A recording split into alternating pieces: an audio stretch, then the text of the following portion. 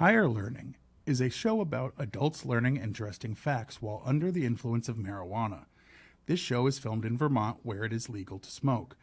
The staff involved in the show want to be clear that we do not support its use by those too young or where it is illegal to partake in such behavior. While this show doesn't show the usage of drugs or use coarse language, it is not intended for children. Parental discretion is advised. Now, let's get to the burning and learning. Welcome, stoned viewers, or at least participant. Yes, indeed. Happy New Year. Yeah, this is the first episode of Higher Learning, a class in disjointed education for the year 2023. And I wanted to kick it off with something that really fits the whole point of the show.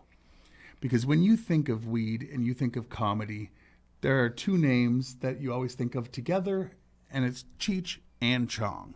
So I've dug deep. There was no comprehensive list of like 50 things you didn't know about Cheech. There wasn't that. Wouldn't that have been helpful? No, there was like 20 things that all had 5, and they were mostly the same ones. I'm like, well, you can't say. Like, hey, you didn't know this.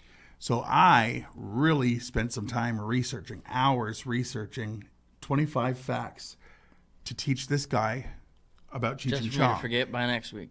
And for those who don't know, this is the show where I teach him 25 facts on a topic, and then he's high on an edible currently.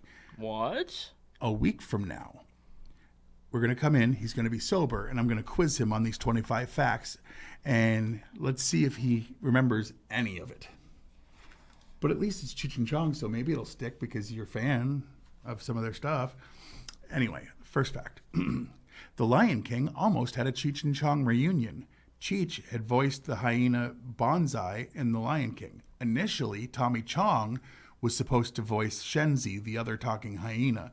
However, Disney changed things up and made that character female and cast Whoopi Goldberg instead. So Chong was in the movie? No, Cheech was. Cheech was in the movie. But Whoopi Goldberg got hired for the other. For Chong's place. Right. All right. Cheech Marin made history on Jeopardy! Cheech is one of those people who disproves the dumb stoner myth. In fact, he was Jeopardy's first ever celebrity champion. Not only did he win, he defeated CNN's Anderson Cooper. Well, heck yeah.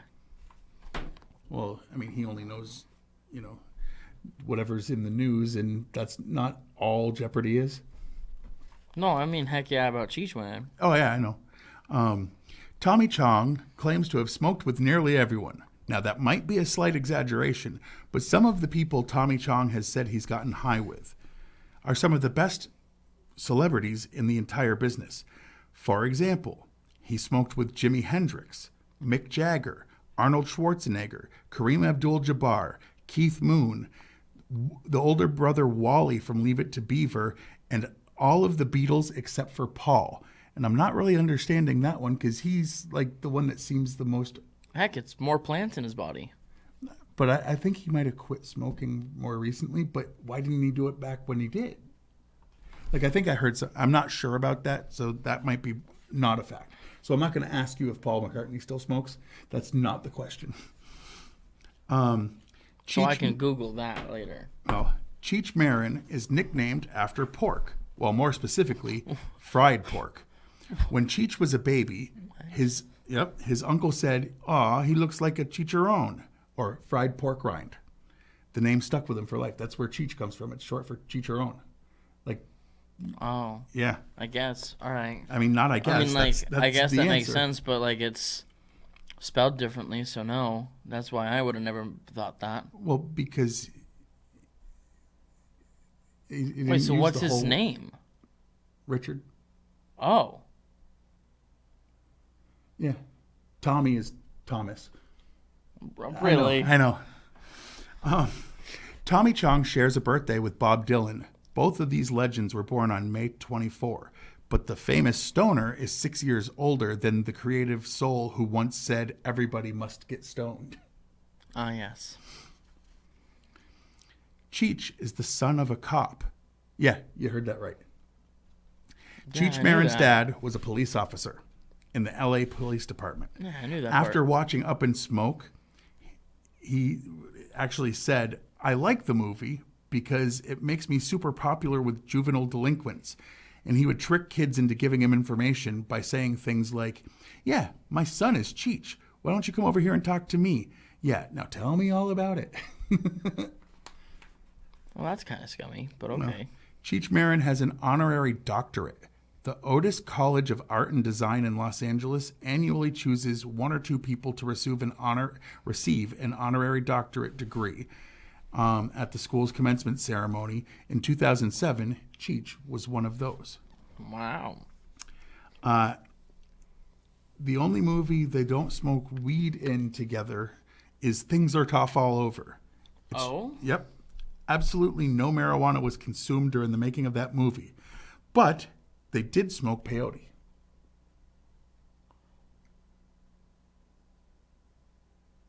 I don't think you've seen it. No, not that. Oh, the Corsican Brothers? The Corsican Brothers. At the beginning, there was a little bit of that. Because it was him telling the story, and prior to...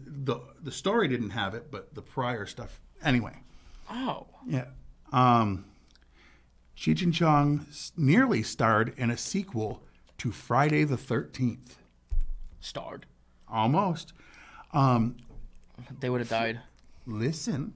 Friday the 13th, Part 6 director Tom McLaughlin, he's the one, Jason Lives, mentioned in an interview he pitched a Friday the 13th sequel that would have pitted the stoner duo against Jason Voorhees. That would have been so cool. He came up with the idea because Paramount Pictures owned the 2 properties. And it was right after they were vetoed on Jason fighting Freddy because they didn't own it. Tom McLaughlin said this, you know what? You guys own Cheech and Chong. What if Cheech and Chong met Jason? They're like camp counselors or something. And it's like, hey, man, I saw Jason out there. No, man, that's a myth. But Mancuso Jr., the producer that said no to the Freddy thing, said, you know what? No.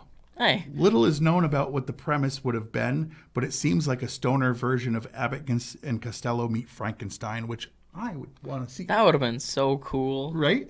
Like I told you, one of the facts would have crossed over into our other show. We do a show reviewing horror movies for those who don't know. Jason Lives was so dumb, but I think I would have accepted the funny Jason if it had been them.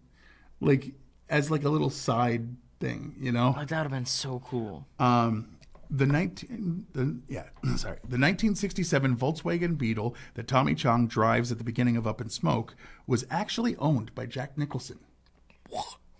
What? Yeah, he had been in an accident and had to see the film from a hospital bed. But because it was his car, they brought him a copy to watch in his hospital room. That's so cool and not cool. Do you remember what in that movie the license plate said on Cheech's car? No. MUFDVR. Okay. That's a very iconic plate, thanks to Up in Smoke, but it was not their joke. It was actually a license plate that belonged to an LAPD officer at the time the film was being shot. How about that for irony? It didn't happen to be his dad. No. Pee Wee Herman's first appearance in a film was Cheech and Chong's next movie, meaning that was the feature film of the character Pee Wee.